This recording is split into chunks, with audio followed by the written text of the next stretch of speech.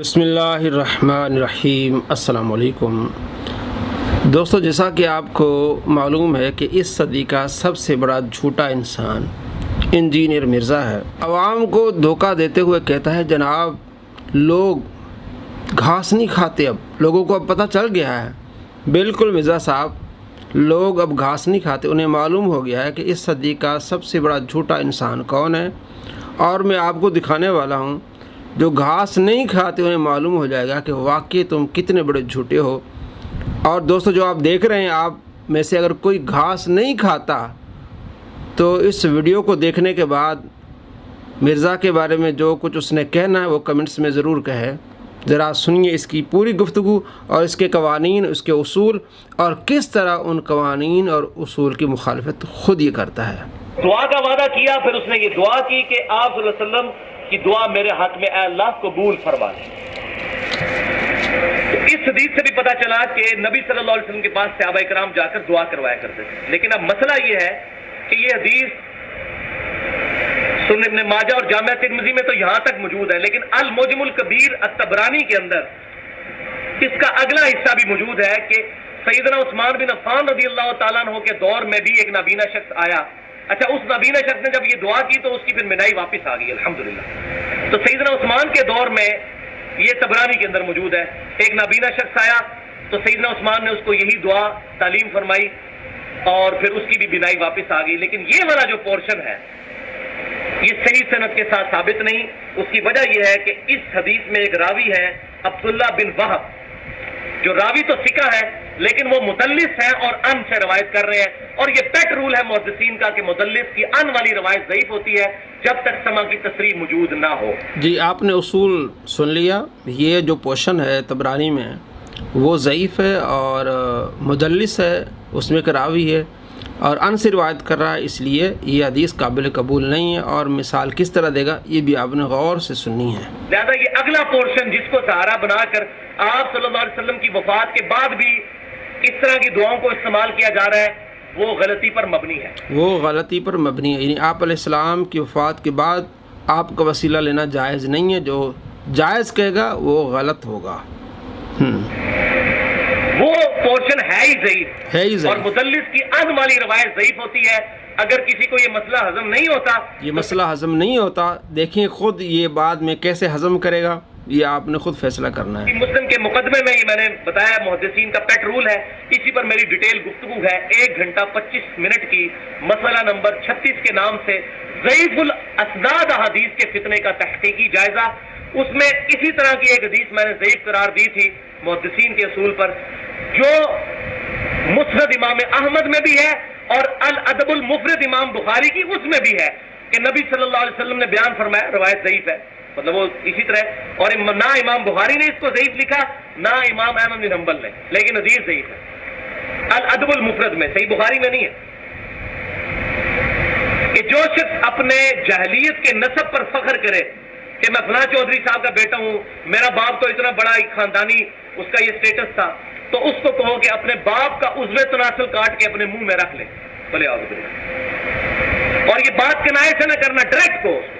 اب اتنی بےہودہ بات کہ آپ صلی اللہ علیہ وسلم ارشاد فرما سکتے ہیں فَإِنَّكَ لَعَلَىٰ خُلُقٍ عَظِيمٍ، نبی صلی اللہ علیہ وسلم اخلاق کے بلند ترین درجے پر فائز، اور صحیح بخاری اور مسلم کی متفق علیہ حدیث کہ نبی صلی اللہ علیہ وسلم میں کنواری لڑکیوں سے بھی زیادہ شرم و حیا موجود تھی۔ آپ یہ بات ارشاد فرمائیں گے کہ اپنے باپ کا عضو تناسل کاٹ کے اپنے منہ میں رکھ لو، وَلِيَعُوذُ بِاللَّهِ تعالیٰ۔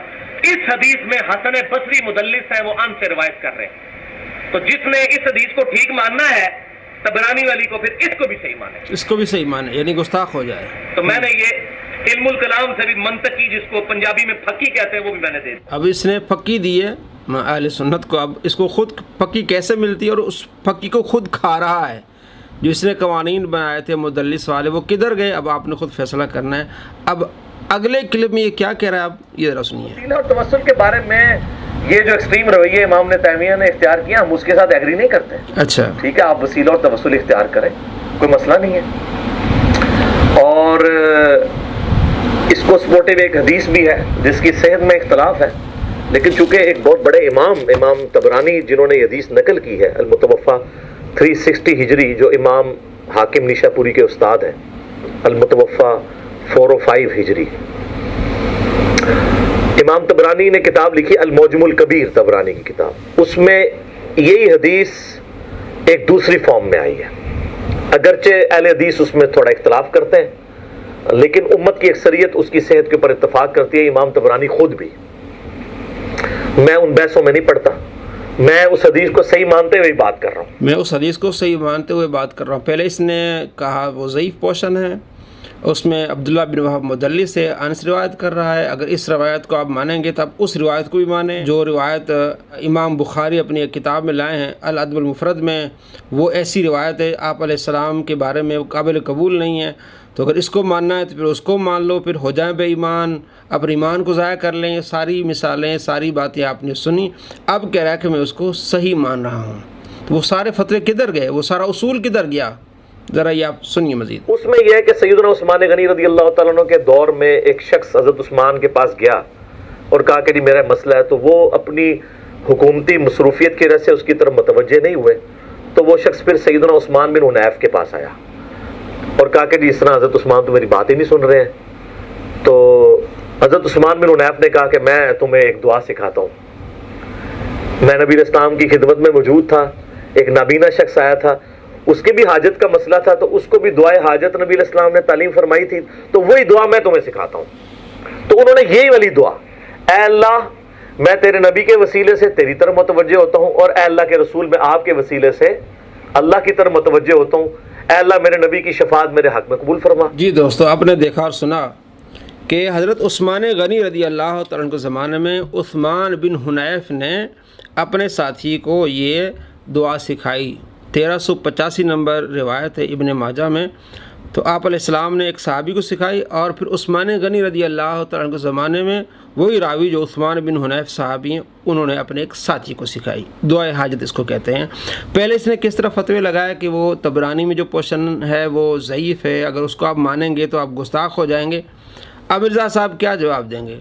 مرزا صاحب اب لوگ جو ہے وہ گھاس نہیں کھاتے، انہیں معلوم ہے کہ تم کتنے جھوٹے ہو، آج بھی تم جھوٹے ہو، سینچری جھوٹوں کی تم کر چکے ہو جھوٹ بولنے کی، 130 جھوٹ تو آ چکے ہیں تمہارے۔ اللہ تبارک و تعالیٰ آپ کو ایسے جھوٹوں سے بچائے۔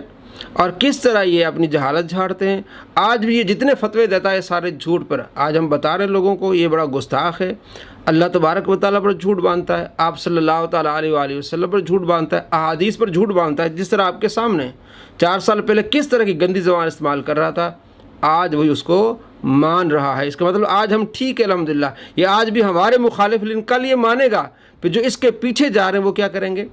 اب اس نے ایک پہلے کی ویڈیو بنائی تھی جناب فاتحہ خلف الامام کے بارے میں، بہت گندی زبان استعمال کی کہ امام کے پیچھے آپ نے فاتحہ پڑھنی ہے۔ اب یہ مانتا ہے جناب نہیں، جب امام قرات کرے اونچی آواز سے تلاوت کرے تم نے خاموش رہنا ہے، تو پہلے والا موقف تیرا کدھر گیا؟ تو جب اس طرح جاہل لوگ تبلیغ کریں گے، عوام کا بیڑا غرق کریں گے، تو آپ ایسے جاہلوں اور جھوٹوں سے بچیں، اپنی آخرت کی فکر کریں۔ ایسوں کے پیچھے جائیں گے آپ بے ادب بن جائیں گے، یہ بے ادبی سکھاتے ہیں، نعوذ باللہ اس طرح کے ترجمے کرتے ہیں، محمد مر گئے الامان والعافیہ، اتنی بے ادبی، اتنی بد اخلاقی آپ صلی اللہ تعالیٰ علیہ وآلہ وسلم کے بارے میں، صحابہ کرام علیہ رضوان کے بارے میں۔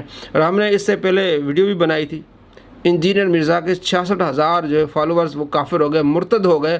وہ ایک ویڈیو تھی، ایک اس کے فالوور نے بنائی تھی، لوگوں کو جا کے اس نے کہا تھا کہ تم نبی علیہ السلام کو گالی دو، میں تمہیں پیسے دیتا ہوں۔ تو وہ سارا مرزا سے سیکھا تھا۔ مرزا نے کہا جناب اتنا لوگوں کا ایمان پختہ ہے کہ آپ 1 ارب بھی انہیں دیں اور انہیں کہیں کہ نبی علیہ السلام کو گالی دو، وہ گالی نہیں دیں گے۔ تو اس نے جا کے جناب لوگوں سے بازاروں میں، دکانوں میں کہا کہ تم نبی کو گالی دو، میں تمہیں پیسے دیتا ہوں۔ نعوذ باللہ من ذالک، اس طرح کے وہ تجربے کر رہا تھا۔ تو کیا اس طرح کے تجربے کرنا یہ ایمان کے لیے خطرہ نہیں ہے؟ وہ بندہ خود مرتد ہو جاتا ہے جو یہ کہے کہ نبی علیہ السلام کو نعوذ باللہ گالی دو۔ تو یہ کس نے سکھایا؟ مرزا نے۔ ان کی تباہی کس نے کی؟ مرزا نے۔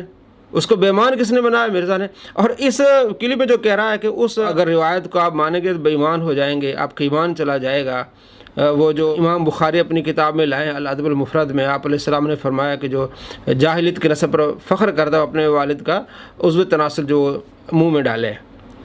اب اسی روایت کو البانی صحیح کہتے ہیں، اس کا جو ابا ہے کہتا کہ یہ میرے آئنسٹائن ہیں، میرے ابے ہیں، وہ صحیح کہتا ہے، تو اس کے فتوے سے وہ بھی بے ایمان ہو گیا، اور آج یہ خود بے ایمان ہو گیا۔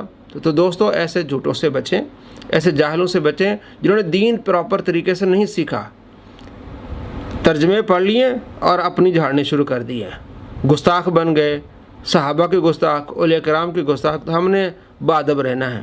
اللہ تبارک و تعالیٰ پیارے آقا صلی اللہ تعالیٰ علیہ وآلہ وسلم سے محبت ادب، صحابہ کرام سے محبت و ادب، اولیاء کرام سے اللہ تبارک و تعالیٰ میں دونوں جہاں میں خوش نصیب فرمائے، ایسے شریروں کی شر سے اللہ ہمیں محفوظ فرمائے۔